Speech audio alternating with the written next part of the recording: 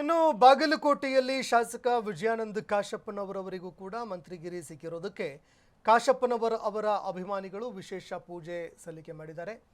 ಬವಹರ ಗಣಪತಿ ದೇವಸ್ಥಾನದಲ್ಲಿ ಬೆಂಬಲಿಗರು ಇವತ್ತು ವಿಶೇಷ ಪೂಜೆ ಸಲ್ಲಿಕೆ ಮಾಡಿದ್ದಾರೆ. ಆನಂದರಾವ್ ಸರ್ಕಲ್ನಲ್ಲಿ ಇರುವಂತಹ ಗಣಪತಿ ದೇವಸ್ಥಾನದಲ್ಲಿ ಪೂಜೆ ಸಲ್ಲಿಕೆ ಮಾಡಿದ್ರು.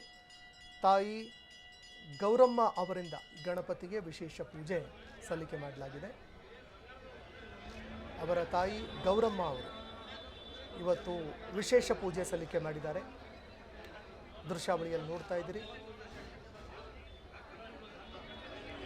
ವಿಜಯಾನಂದ ಕಾಶಪ್ಪನವರವರ ತಾಯಿ ವಿಶೇಷ ಪೂಜೆ ಸಲ್ಲಿಕೆ ಮಾಡಿದ್ರು. ಜೊತೆಗೆ ಅವರ ಅಭಿಮಾನಿಗಳು ಬೆಂಬಲಿಗರು ಕೂಡ ಸ್ಥಳದಲ್ಲಿ ಪೂಜೆಯಲ್ಲಿ ಭಾಗಿಯಾಗಿದ್ದಾರೆ.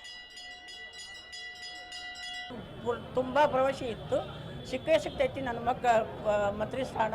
ನಾ ಡಿ ಕೆ ಶಿವಕುಮಾರ್ಗೂ ಭೇಟಿಯಾಗಿ ನಾ ಹೇಳಿ ಬಂದಿದ್ದೆ, ನಮ್ಮ ಸಾಹೇಬ್ರದ್ದು ಕಂಡಿನ್ರಿ, ನನ್ನ ವಯಸ್ಸಾಗೈತಿ, ನನ್ನ ಮಗನೊಂದು ನಾನು ಕಣ್ಣು ಮುಗಿಸ್ತೀನಿ, ಅದಕ್ಕೆ ನೀವು ದಯಮಾಡಿ ನನ್ನ ಮಗನಿಗೆ ಕೊಟ್ಟಂತ ಬಿಡ್ಕೊಂಡಿದ್ದೆ ನಾನು.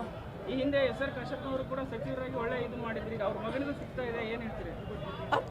ಅಪ್ಪನ ಹೆಸರು ಅವತ್ತೊಂದ ಮಗ, ಅಪ್ಪ ಹೋದ್ರೂ ಅಪ್ಪನಿಗೆ ತಕ್ಕ ಮಗ ಹುಟ್ಟಿದ, ಅದಕ್ಕೆ ಅವ್ರ ಹೆಸರು ತಂದರು.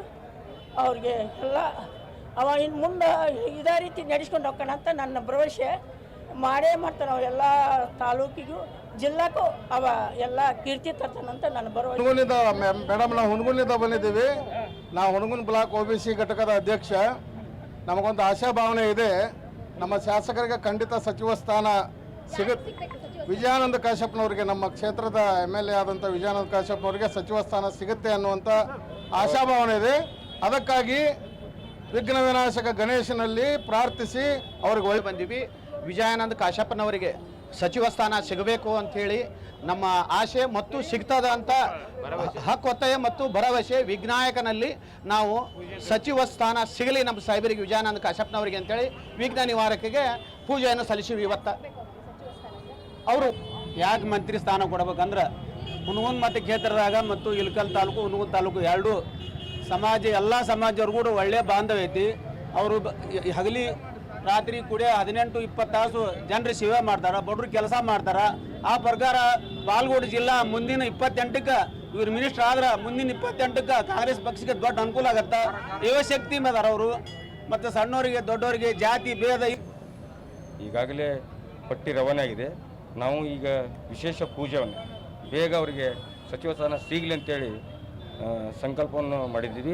ಈಗ ಈ ಒಂದು ತಾಸಿನಲ್ಲೇ ಪಟ್ಟಿ ರವಾನೆ ಆಗ್ತದೆ, ಸಿಹಿ ಸುದ್ದಿ ಸಿಗ್ತಾ ಇದೆ. ಅದಕ್ಕೆ ಇಲ್ಲಿ ಅಭಿಷೇಕವನ್ನು ಇಟ್ಟುಕೊಂಡಿದ್ದೀವಿ. ಅವರು ವಿದ್ಯಾವಂತಿದ್ರೆ, ಶಿಕ್ಷಣವಂತಿದ್ದರೆ, ಆಮೇಲೆ ಅವ್ರ ತಂದೆ